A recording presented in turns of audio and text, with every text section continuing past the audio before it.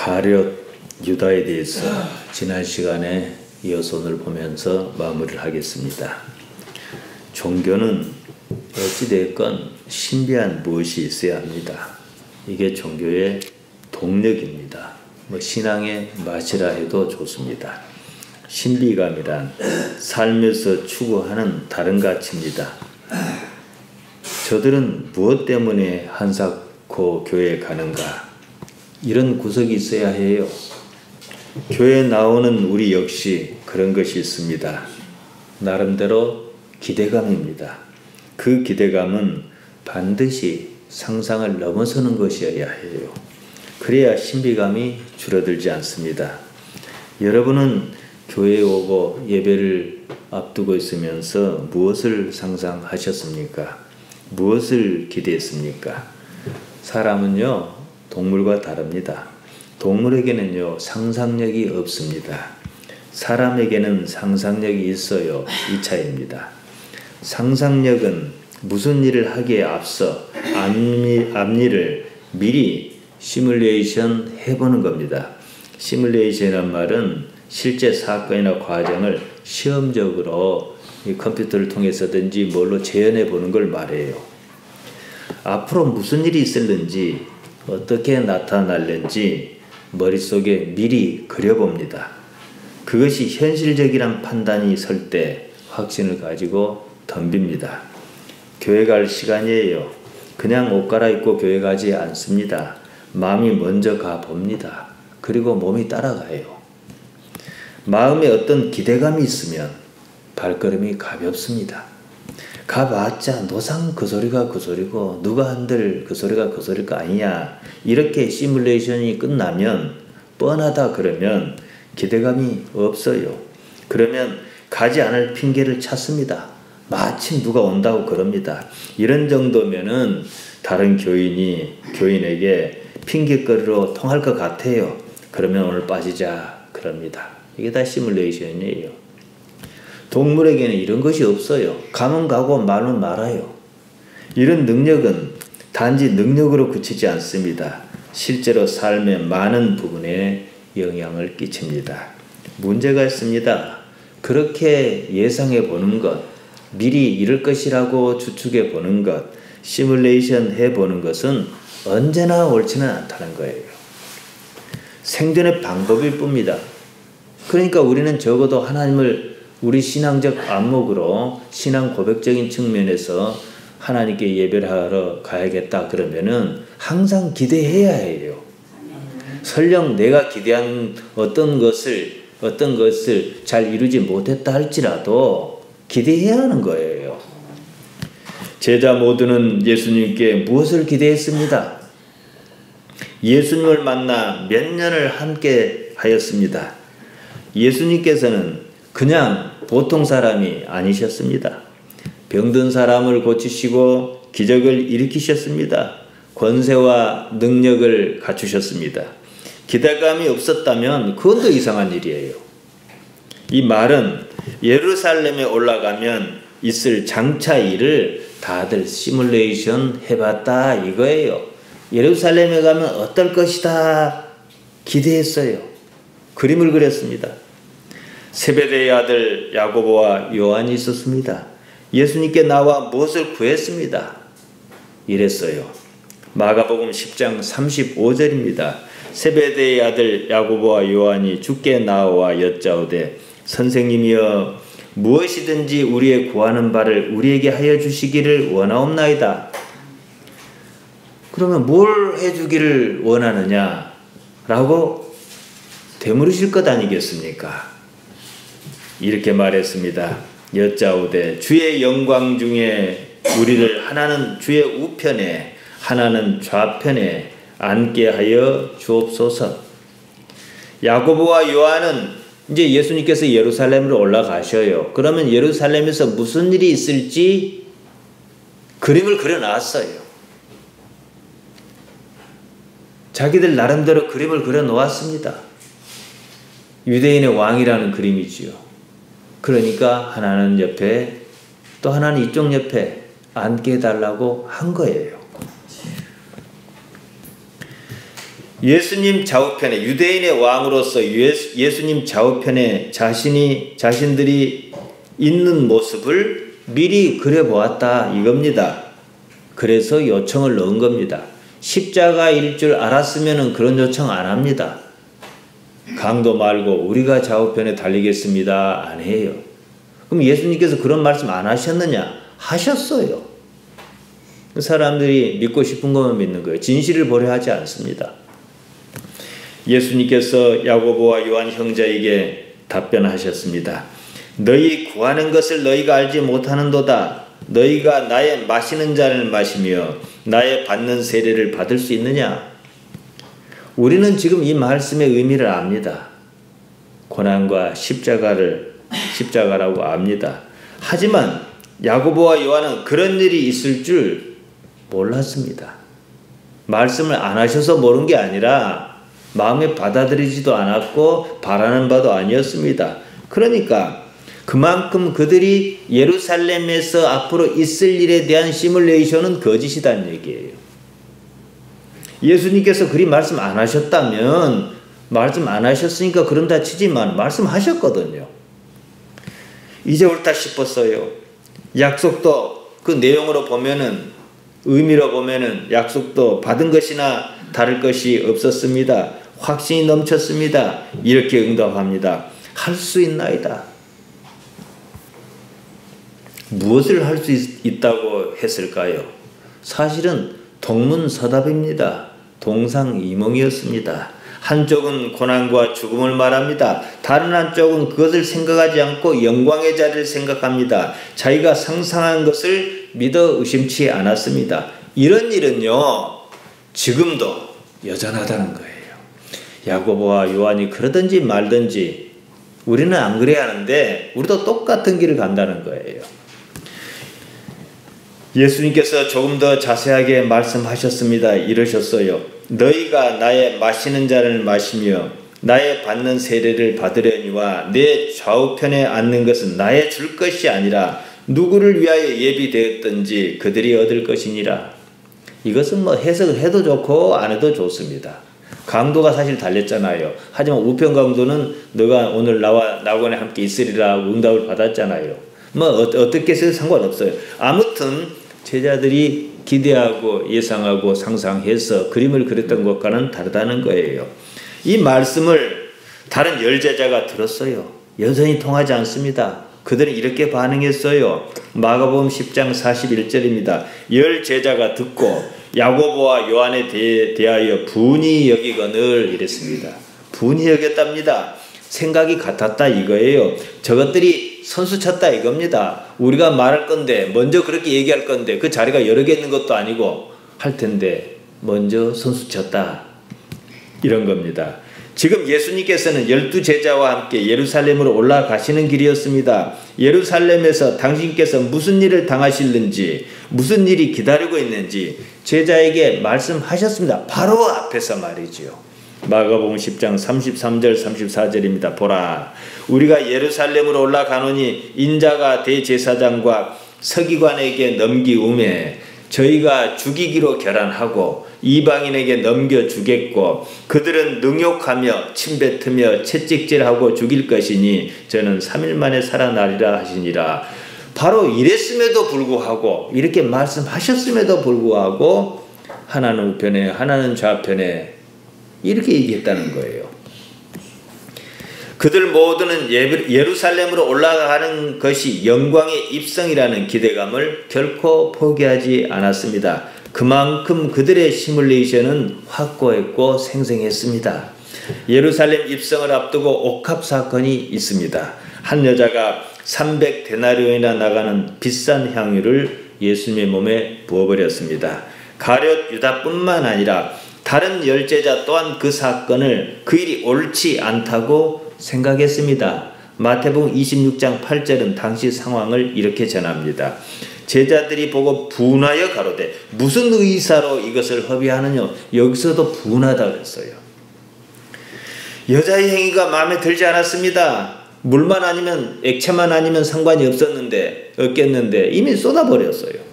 가난한 자를 위하여 쓴다든지 해서 얼마든지 보람된 목적으로 쓸 수 있는 것을 그냥 허비하고 말았다는 겁니다. 문제는 더 있습니다.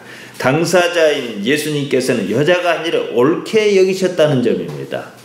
마태복음 26장 10절입니다. 예수께서 아시고 그들이 분해하는 것을 아시고 저에게 이르시되 너희가 어찌하여 이 여자를 괴롭게 하느냐 저가 내게 좋은 일을 하였느니라. 심지어 이렇게까지 말씀하셔요. 내가 진실로 너희에게 이르노니 온 천하에 어디서든지 이 복음이 전파되는 곳에는 이 여자의 행한 일도 말하여 저를 기념하리라 하시니라. 복음을 전하는데 이 여자의 행한 일 같은 값으로 쳤다는 얘기죠. 그만큼 예수님과 제자의 생각은 달랐습니다. 어쩌면 예수님과 12제자 사이에 생각이 이렇게까지 다른 적은 없어요. 어째서 이렇게 다를 수가 있을까요? 가룟 유다는요, 다른 제자보다는 영리했던 것 같습니다. 예수님께 보인 태도에서 다 끝난 일이란 것을 알았을 때 그것을 알았던 것 같아요. 예수님께서 무슨 생각을 하고 계신지 나름대로 좋은 쪽이 아닌 나쁜 쪽으로 이해감이 드는 거예요. 여자가 어처구니 없는 일을 했습니다. 적어도 그 일에는 예수님께서도 여자에게 옳지 않다라고 하시면서 자기들에게 동조했어야 옳았어요. 자기들처럼 분을 낼 것까지는 없다 하더라도 적어도 여자에게 이런 식으로는 말씀하셨어야 옳다고 생각했을 것입니다. 여자여, 내 마음은 안다만 지나쳤다. 조금은 경솔했다. 주위에 가난한 사람이 얼마나 많느냐. 하지만 어쩌겠느냐. 이왕 엎지른 물 내 마음만큼 받겠다. 그러나 앞으로는 잘 생각해서 처신해라. 이렇게 나오셨더라면 제자들도 그 정도는 동의할 수 있을 거예요. 아마 이러시지 않았어요. 여자가 잘했다는 것입니다. 마태복음 26장 10절과 12절입니다. 예수께서 하시고 저에게 이르시되 너희가 어찌하여 이 여자를 괴롭게 하느냐. 저가 내게 좋은 일을 하였느니라. 가난한 자들은 항상 너희와 함께 있거니와 나는 항상 있지 아니하리라. 이 여자가 내 몸에 이 향유를 부은 것은 내 장사를 위하여 함이니라. 내 죽을 일을 예비한 것이다. 또 주문 말씀하셨어요. 그리고 또 여자를 잘했다는 거예요. 유다는 조금 전 예수님께서 하신 이 말씀이 퍼뜩 떠올랐을 수 있습니다. 유대의 왕 대관식을 하려고 예루살렘에 올라가시려는 것은 아닌 것 같아요. 생각이 거기 미치자 이전에 하신 말씀이 줄줄이 떠오를 수 있어요. 이것이 아니다 싶었어요. 이런 게 아닌데, 이러자고 3년 따라다닌 거 아닌데 했을 수 있어요. 마음의 먹구름이 쫙 꼈습니다. 한순간에 모든 기대가 무너졌어요. 가장 두려운 것은 우리는 예루살렘에 가서 이르라고 기대하고 지금까지 따라왔는데 그것이 아니고 당신 죽어버리면 어떡할 거냐는 얘기예요. 죽는다는 걸 이해했든 말았든 분명히 우리가 원하는 방향은 아니에요. 기대감을 잔뜩 부풀게 한 건 아니에요, 예수님께서. 근데 자기들이 기대감을 이렇게 세웠어요. 그 기대감에 맞춰 가보면 어떻게 해요? 유대의 왕이 딱 있는 거죠. 그래서 계속 죽는다, 고난받는다, 여자가 한 일도 장사를 위해서 그랬다. 아니 무슨 죽음에 대한 암시를 자꾸 주시는 거예요. 근데 이 여자 사건으로 봐서 아닌 것 같아요. 뭔가가 꼬이고 있는 것 같아요. 다른 현실이 닥칠 것 같습니다. 예루살렘 가까이 감람산 벳박에 이르렀을 때였습니다. 다들요, 예수님에 대한 기대는 정말로 탱천했어요. 대단했습니다. 마태복음 21장 6절과 9절은 이렇게 기록합니다. 제자들이 가서 예수의 명하신 대로 하여 나귀와 나귀 새끼를 끌고 와서 자기들의 겉옷을 그 위에 얹으매 예수께서 그 위에 타시니 무리의 대부분은 그 겉옷을 길에 펴며 다른 이는 나무가지를 베어 길에 펴고 앞에서 가고 뒤에서 따르는 무리가 소리질러 가로되 호산나 다윗의 자손이여 찬송하리로다. 주의 이름으로 오시는 이여 가장 높은 곳에서 호산나 하더라. 예수님께서 십자가 지고 돌아가시니까 이제 그걸 축하하겠습니다. 이거 아니잖아요. 그냥 다 똑같았던 얘기예요. 다 똑같았어요. 요한은 이 사건이 옥합 사건 이튿날에 있었다라고 간단히 기록합니다. 요한복음 12장 12절 13절입니다. 그 이튿날에는 명절에 온 큰 무리가 예수께서 예루살렘으로 오신다음을 듣고 종려나무 가지를 가지고 맞으러 나가 외치되 호산나 찬송하리로다. 주의 이름으로 오시는 이 곧 이스라엘의 왕이시여 하더라. 실제로 이스라엘 왕일 줄 알았어요. 다 똑같았어요. 유다나 베드로나 야고보나 요한이나 무사람이나 다 똑같았어요. 그리고는 요한복음 12장 15, 16절에 이렇게 주석을 답니다. 이 요한은요, 성경을 이게 나중에 써서 그런가 주석을 잘 달아요. 이는 기록된 바 시온 따라 두려워 말라. 보라, 너의 왕이 나귀 새끼를 타고 오신담과 같더라. 제자들은 처음에는 이 일을 깨닫지 못하였다가 예수께서 영광을 얻으신 후에야 부활승천 사건을 말한 거지요. 이것을 예수께 대하여 기록된 것임과 사람들이 예수께 이같이 한 것인 줄 생각났더라.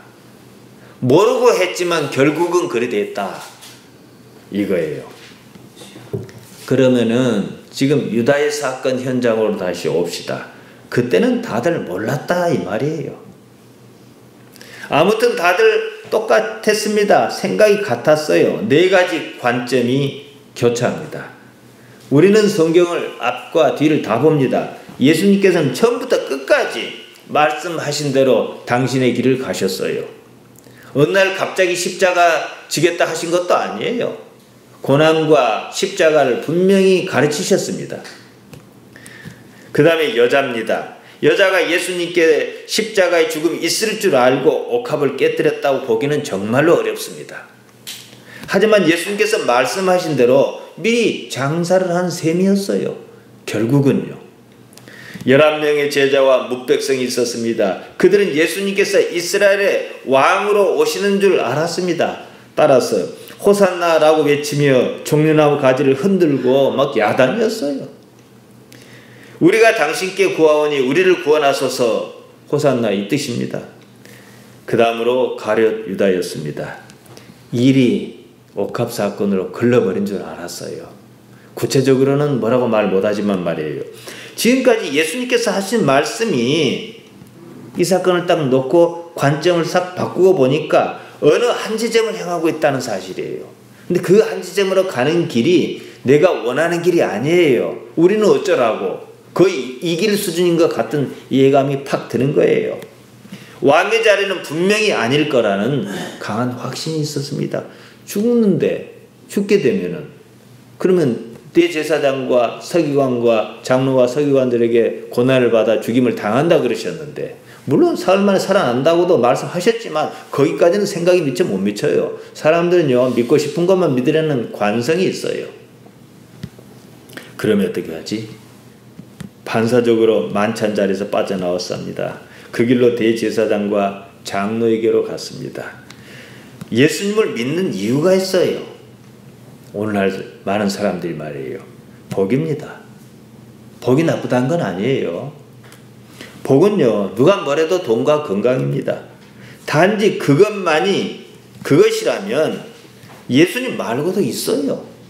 절에도 갈 수가 있고 무당을 불러다 구술할 수도 있어요. 꼭 교회에 나와야 할 일은 없어요. 더구나 절은 산수 좋은 데마다 있습니다. 자기 관점을 포기하지 않을 때, 자기 기대가 꺾이는 것을 받아들일 수 없을 때 우리는 유다의 길을 가고 있는 거예요. 우리가 상상했던 것과 우리가 시뮬레이션 했던 것과 다른 현실일 수 있어요. 사실 대부분은 그렇습니다. 여러분이 딱 지금 이 시점에서 지난 일을 한번 돌이켜보시기 바랍니다. 처음 교회 나왔습니다. 예수님을 믿겠다 했습니다. 그때 가졌던 기대감이 그 모양 그대로 지금까지 가지고 있습니까? 많이 바뀌었잖아요. 기도도 해보세요. 바뀌어요. 바뀌는 게 정상이에요. 바뀐 정도가 아니죠. 그렇게까지 또 많은 일을 겪었습니다. 그때 그 기대는 꼭 옳은 것만은 아니었어요. 우리가 했던 시뮬레이션이 틀렸다는 사실을 받아들일 게 망정이지, 그대로였다면 우리는 두 가지 길 중 하나에 있을 것입니다. 얼마 동안은 교회 나오다가 말아요. 왜 얼마 동안 교회 나오다 말겠습니까? 자기가 생각했던 것, 자기 기대와는 달라요. 주십시오 해도 잘 주실 것 같지도 않아요. 그러니까 교회 안 나와요. 다른 하나는 교회 나오긴 나옵니다. 발을 반쯤 걸쳐놓고 그냥 왔다 갔다 하는 정도입니다. 이런 것은요, 신앙적 열심이 부족해서 그런 것 아니에요. 자기가 생각한 것과 달라서 그래요. 그러니까 내가 생각한 것과 다르면 왜 다르지? 내가 원하는 것을 하나님께 주시지 않으면 왜 안 주시지? 하고 자꾸 덤비는 무엇이 있어야 하는 거예요. 그랬더니 하나님 나라를 알고 영원한 나라를 알고 이 가치를 아니까 삶이 자리를 잡아가는 거예요. 이런 게 없는 거예요. 자기 기대를 충족해 줄 것 같지 않습니다. 자기 기대를 포기하지 않는 거예요. 자기를 부인해야 한단 말이 이것입니다. 그러니까 우리가 과거 시대에는 다 못 사는 시대고 없는 시대니까 예수님 믿으면 삶이 펴진다든지 자기가 아는 그대로 복받는다 해도 뭐 그럴 수 있어요. 지금 시대는 안 그래도 나 잘 먹고 잘 사네 이렇게 얘기를 해요. 뭘로 하겠습니까? 그러니까 알아듣든지 말든지 영원한 나라를 얘기해야 해요.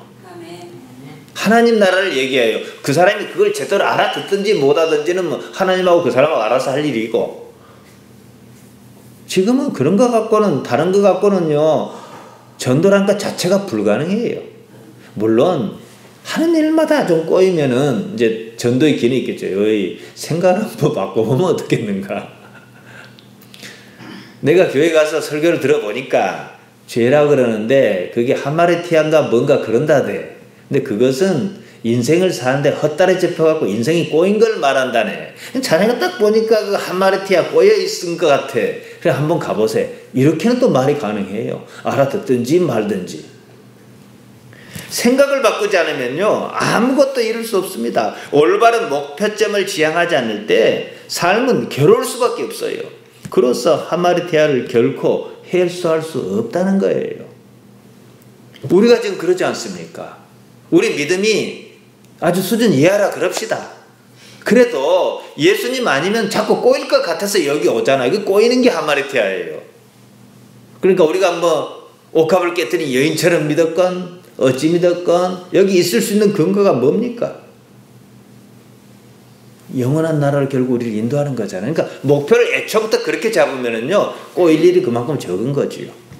예수님 말씀을 복음이라 안 합니까? 복이 있는 말씀입니다. 그 복은 반드시 예수님 방식이어야 해요. 내 방식은 아닙니다. 신앙생활 중 대부분의 좌절은 자기 방식을 고집한 때문이에요. 그러다가 지칩니다. 복도 하나님께서 복이라 하셔야 복인 거예요. 자기 생각에서 복이라는 것은 결국 복이 아니라 화입니다. 재앙입니다. 예수님을 따르려는 사람이라면 예수님 자체가 목적이어야 해요. 모르면 그냥 옷값 깨트린 여자처럼 무조건 예수님 좋다 그러면은 그나마 가능해요. 예수님께서 품으셨던 가치관에다 자신을 세우는 겁니다. 그로써 우리는 예수님과 일치를 이룹니다. 그것이 아니면 가난한 사람을 생각하고 그보다 더 높고 거룩한 뜻이 있는 일을 할지라도 다 세속적인 거예요. 나쁜 것만 세속적인 게 아니에요. 예수님 복음 없는 것이 세속적인 거예요. 우리는 지금 예수님께서 무엇을 위해서 이 땅에 오셨고 무엇을 위하여 사셨고 또 어떻게 사셨는지 주목해야 합니다. 지금 우리에게 예수님께서 품으셨던 그런 가치관이 있느냐 그겁니다. 그것이 아니라면 하나님께서 살아계시고 어쩌고 하는 모든 말이 그저 공연불에 지나지 않습니다. 순전히 자기가 생각한 목적을 이루기 위해서 예수님 어쩌고 십자가 어쩌고 하는 것뿐이에요.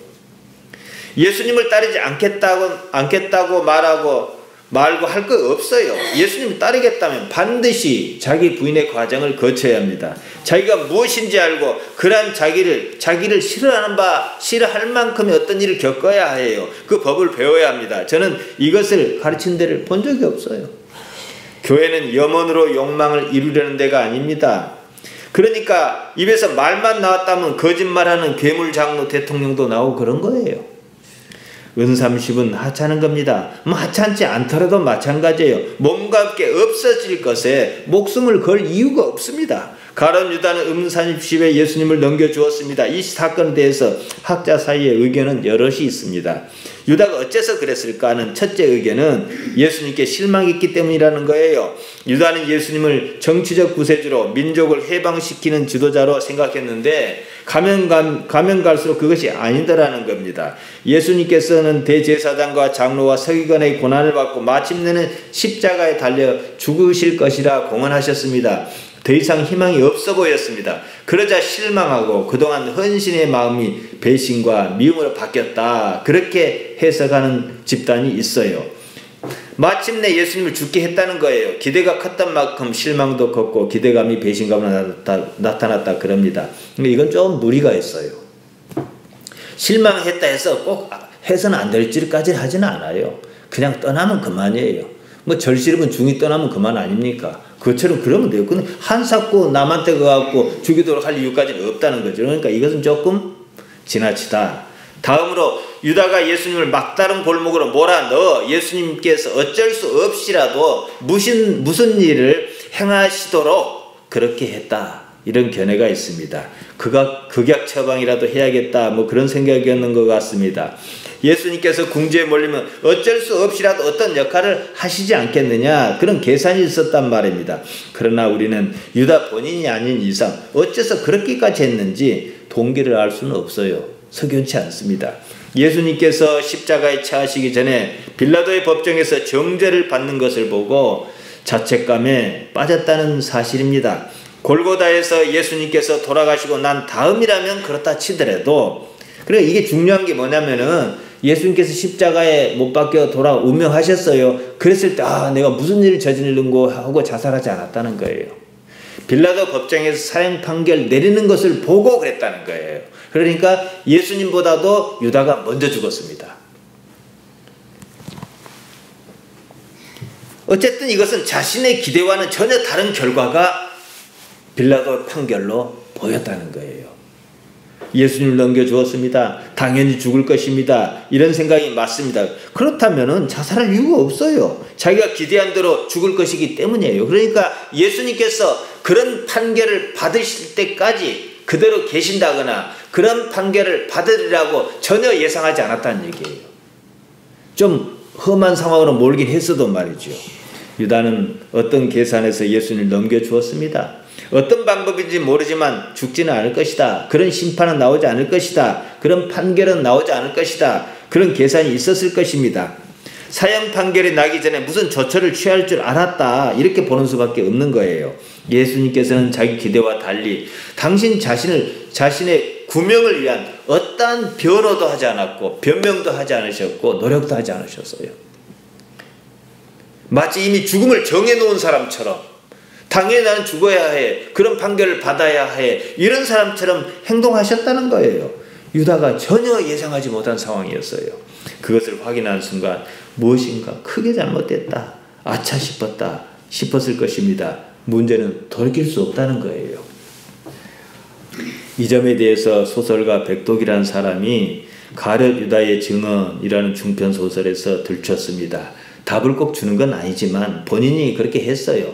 소설이라는 형식은 이렇게 저렇게 쓸 수 있는 것 아니냐. 그러니까 이렇다 한 건 아니지만 이럴 수도 있을 법하다 라고 했었다 그럽니다. 유다가 왜 그렇게까지 했는지 알 수 없어요. 소설이라는 형식은 보다 자유로운 견해를 펼 수 있는 방법입니다. 그런 성경이나 문학이나 비유라는 공통점이 있다. 이렇게 미리 밝혔습니다. 그러니까 성경에서 비유를 보는 것도 우리가 이걸 의미를 잘 생각해야 해요. 백독이는 유다는 왜 스스로 목숨을 끊었을까 하는 질문을 독자에게 남겼습니다. 그리고 이렇게 본인은 대답처럼 써놔요. 흔히 사람들은 말한다. 유다는 마음이 아니라 이성으로만 예수를 이해하려 했다고. 그 말이 옳을는지도 모른다. 그는 영혼이 없이 태어난 인간으로 자처했으며 자신을 너무 믿었다. 자신의 계획과 그 계획의 완전성을 믿었다. 그리고 아무에게도 구피려 하지 않았다. 상대가 설령 신이랄지라도. 우리는 백독의 견해에 동의하지 않을 수 있습니다. 그렇다 할지라도 그 안에 담겨있는 진실만큼은 무시할 수가 없다는 거예요. 마태복음 27장 3절입니다. 때에 예수를 판 유다가 그의 정죄됨을 보고 스스로 뉘우쳐 은 30을 대제사장과 장로에게 도로 갖다 주며 돈이 목적이었으면 그럴 필요가 없어요. 여기서 때라는 말이 있습니다. 원어로 토테입니다. 시간을 나타내는 부사로서 그때에 그 다음에 바로 연이은 순서를 말합니다. 내부 고발로 사내들인 공회가 예수님을 총독 빌라도에게 제소한 직후입니다. 당시 사내들인 힘은 막강했습니다. 로마 정부에 대항하지 않는 한 모든 것이 가능했습니다. 정치적인 문제를 일으킬 만한 큰 사건은 로마 정부가 주도했습니다. 분명한 것은 유다가 재판 상황을 지켜봤다는 겁니다. 그의 정죄됨을 보고 사형 판결을 보고, 보고란 말 영어로 이돈입니다. 쳐다보다, 조심하다, 주목하다 뜻으로 과거형 분사입니다. 이것은 유다가 재판에 대해서 깊은 관심을 갖고 결과가 어떻게 나타나나 보자 하고 했다는 거예요. 그때 예수님께서 특별한 능력으로 다른 액션을 취했다든지 변론을 워낙 잘하셔가지고 어쨌든 재판은 재판이니까 빠져나오셨다든지 이랬으면 좋겠는데 아무런 그런 걸 안 하는 거예요. 그러니까 예수님께서는 이미 사형 판결을 마치 당신이 계획하신 것처럼 받아들이셨다는 거예요. 유다는 그렇게 하려고 한 건 아니었어요. 자기가 그렇게 하려고 예수님을 파는다는 형식을 빌려가지고 거래한 거 아니었어요. 뭐냐고 이게요. 다 끝났어요. 뭐라고 설명할 수는 없지만 다 끝났어요. 그것은 유다가 원하는 결과가 아니었습니다. 은30을 도로 갖다 주었다는 사실이 그 점을 말합니다. 아무튼 유다가 무슨 생각으로 이를 거기까지 몰고 갔던지 간에 결과가 자기가 시뮬레이션 했던 것과는 달랐다는 거예요. 그렇다면 유다는 무슨 생각으로 그런 짓을 저질렀을까요? 무엇인가 크게 잘못되었구나, 이게 아닌데 하는 불안감이 확 밀려왔습니다. 유다는 스스로 뉘우쳤습니다. 스스로 뉘우쳐라는 말은 그런 의미입니다. 원어로 메타멜레데이스입니다. 회개하다는 말 메타노에오와는 뜻이 다릅니다. 회개하다 메타노에오는 마음을 달리먹는 것, 마음의 방향을 바꾸는 것, 그러니까 개선의 의지가 있지만 메타멜레데이는 그냥 후회해요. 이거 잘못했구나, 자책하고 절망하는 겁니다. 거기에는 마음을 달리 먹고 말고 할 여유가 없습니다. 그때 그렇게 하지 않았더라면 내가 죽일 사람이지, 이런 심정이에요. 후에 막급한 상황입니다. 그저 죽고 싶은 마음뿐이에요. 기대하고 계획한 일이 생각과 달리 어긋나고 말았습니다. 유다가 무슨 마음으로 그랬든지 간에 그 일에 자기 목숨을 걸 만큼 확신했던 건 사실이에요. 그리고 실패하니까 내가 죽어야지요. 기대하고 계획한 일이 생각과 달리 어긋나고 말았습니다. 유다가 무슨 마음으로 그랬든지 간에 그 일에 자기 목숨을 건 것 같아요. 왜 그랬을까요? 일이 잘못되자 유다는 은30을 제사장에게 도로 갖다 줍니다. 요한이 말한 대로 단지 은30이 탐나서 그랬다면 돈을 도로 갖다 줄 이유가 없어요. 죽든지 말든지 나는 돈이 목적이니까요. 재판 과정을 지켜보는 것까지는 그렇다 치더라도 일이 끝난 후에는 30을 가지고 어디론가 떠났어야 옳습니다. 계속해서 돈을 훔칠 기회를 잃어서 그랬다는 것은 더욱 이치에 맞지 않습니다. 은30이 터무니없이 적은 금액이 아니더라도 말이에요. 유다는 어느 경우에도 예수님을 그냥 예수님으로 보지 않았습니다. 그 분명해 보여요. 자기 기대로 봤습니다. 자기 기대에 예수님을 집어넣었습니다. 예수님을 시뮬레이션 해봤습니다. 그것이 목적이었어요. 만약 우리도 그런다면 우리 기대를 충족시키고 내 기대가 옳다면 상관없어요. 그러나 나의 욕망과 야망과 내 기대를 충족시킬 목적으로 예수님께서 계신다면은 우리 역시 유다의 길을 가고 말 것이라는 거예요. 예수님을 앞세워 무엇을 얻을까 계산하는 목사를 사꾼 목사다 그럽니까? 예수님 해가면서 무엇인가 다른 뭘 얻을까 생각하는 장로는 그냥 패거리 집단일 뿐이에요.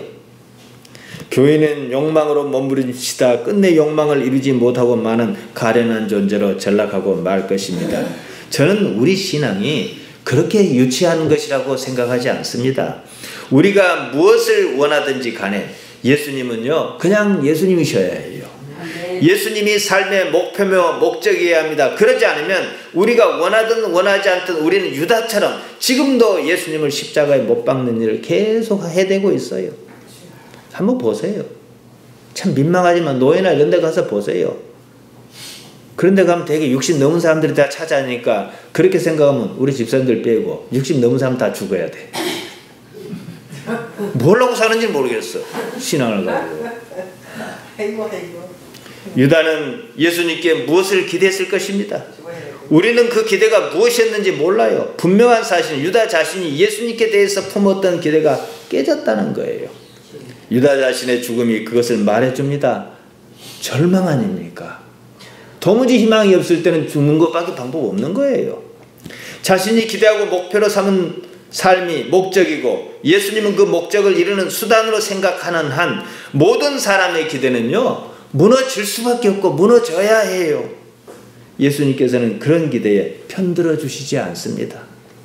복음서에서 예수님께서 제자들에게 휘둘린 적 있는 거 보셨습니까? 없었어요. 꿋꿋하게 당신의 길을 가셨지요. 돈이 목적이라면 예수님께서 우리 모두를 부자로 만들어 주셨어야 합니다. 병 나는 것 자체가 목적이라면 예수님께서는요, 모든 병원이 필요 없다 하셨을 거예요. 원수 척결이 목적이라면 북한이든 이슬람 테러 집단이든 이 땅에서 사라졌어야 합니다. 그런데 그러지 않잖아요. 그래서 다른 게 목적이라는 얘기지요.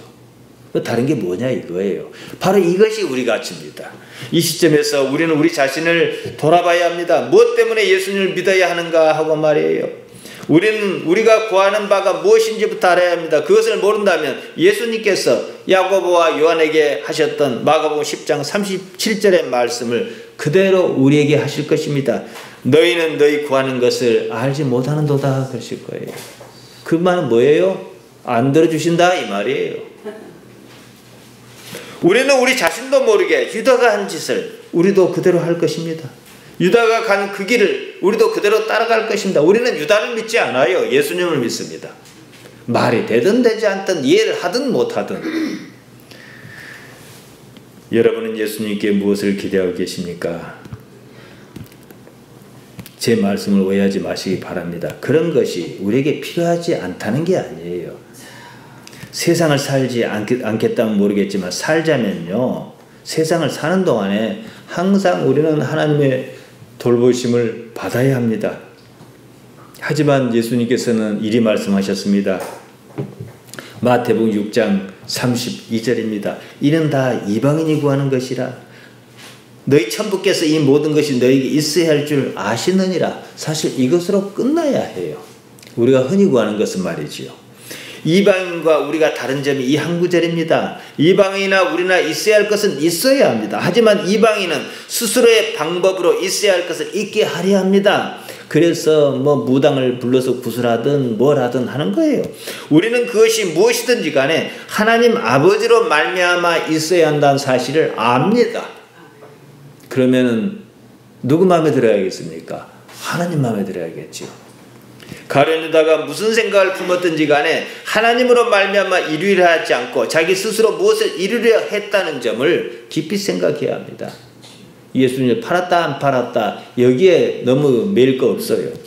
신앙에는 무엇인가 바라는 것이 있을 수 있습니다. 신앙이란 신앙의 대상에게 바라는 것이 있어야 합니다. 하지만 그 바람을 이루는 방법이 어떠한가 그 점입니다. 그 방법을 자기가 결정했을 때 그 자신은 유다와 같은 길을 갈 수밖에 없다는 사실입니다. 한마디로 자기 부인이 없었습니다. 자기 생각을 믿은 겁니다. 자기 관념에 갇혔어요. 자기 관념에 따라 그리했습니다. 우리 2000년의 역사 중에서 그런 일이 얼마나 반복적으로 나타났습니까? 지금까지도 말이에요. 우리 또한 인생에서 어쩌다 이와 비슷한 경험을 합니다. 그러한 경험은 언제나 결과에 다다랐을 때라야 발견할 수 있습니다.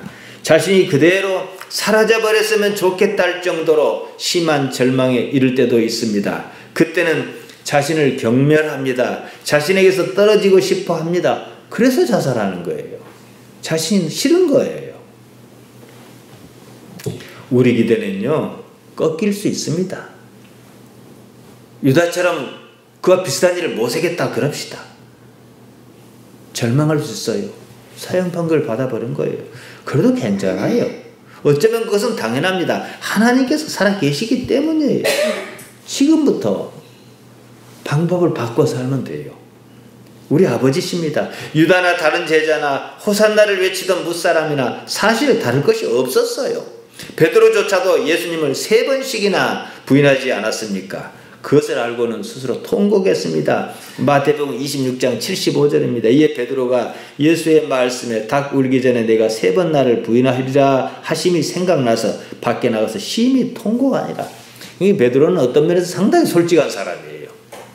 그때 또 자기가 무너졌습니다. 자기의 기대가 꺾였습니다. 그것을 아는 것이 중요합니다. 유다는 그런 상황에서 자기를 부인하지 못했습니다. 기회를 놓쳤을 것입니다. 물론 베드로 같은 사람은 그래도 그런 기대도 있지만 예수님을 사랑하는 것도 있잖아요. 그러니까 틀을 잡는 거예요. 그러니까 기대가 이상하다고 하면 사랑하기라도 해야 해요. 유다에게서는 그런 걸 느끼기가 조금 어렵습니다. 지금 나는 나의 몸이 접하여 있는 환경을 바라보고 느낍니다. 관찰자입니다. 나는 그것을 의식하는 존재입니다. 나는 그냥 나예요. 나는 모든 것을 의식하고 있습니다. 언제나 지금 살아있는 현존자다 이거예요. 사람의 의식이요 딴 데 가 있으면 죽은 거예요. 현존자인 나는 존재란 특성으로 말미암아 하나님과 연결되어 있습니다. 이게 뭐 말만 복잡하게 썼지 별말 아니에요. 하나님께서 살아계시다 하잖아요. 그러니까 나도 살아있어요. 그러면 살아있다는 것이 뭘 말하냐는 거예요. 몸이 있는 자리에 의식이 있는 것이 살아있는 거예요. 몸이 있는 자리에 의식이 없으면 의식이 없는 거잖아요. 그건 죽은 거예요. 나가 있고 너가 있습니다. 양자가 영자의 연결은 서로 살아있는 상태여야 해요. 나, 너 그러면 똑같은 자리에 있어야 해요. 하나님께서 살아계시죠. 나 또한 살아있어야 원래 존재이신 하나님과 연결이 가능합니다. 그것을 할 때에 그러니까 이게 뭐 복잡할 거 없어요. 하나님께서 살아계시고 나와 살아있는 것으로 관계하여 계신다는 것을 알 때에 나는 비로소 놓을 수 있어요. 하나님께서 하시기 때문에 우리가 예수님 믿습니다고 막 기도를 하고 기도원으로 가고 그냥 막 했어요. 그러다가 어느 날 하나님과 통하는 기분을 느꼈어요. 그러면요 정작 지금까지 내가 했던 기도가 의미가 없어요. 왜냐? 하나님의 목표니까. 그것이 예수님께서 지셨던 십자가입니다. 하나님과의 관계 때문에 십자가를 지셨습니다. 그것이 아니면은요 관계가 끊기기 때문이에요. 그러니까 십자가, 육신의 목숨보다도 하나님과 관계 끊기는 것이 더 두려운 것이에요. 우리가 간혹 가다가 하나님을 두려운 존재로 여기지 않습니까? 하나님께 싫어하실 것 같은 거 못하는 게 있지 않습니까? 그 사람이 깨어있는 사람 아닙니까? 하나님께서는 남이 아니십니다. 타자가 아닙니다. 하나님과의 관계가 있을 때 우리는 하나님을 타자, 남으로 인식하지 않는 거예요. 타자란 뭡니까? 남이에요, 그냥. 제3자라 이거지요. 그래서 철학자 중에 레비나스라는 사람이 있는데 그의 타자 개념은 그런 겁니다. 신학자 마르틴 부버는 그것을 나와 너와 비교했을 때 나와 너가 아닌 그것이다. 3자 개념으로 표현했어요. 내가 있으면 너가 있고 너가 있으면 내가 있어. 이 둘은 나와 너라는 관계 속에 항상 어떤 관계를 가지고 있다는 거예요. 하나님께서 항상 나의 2인칭 상대자로서 계신다 이거예요.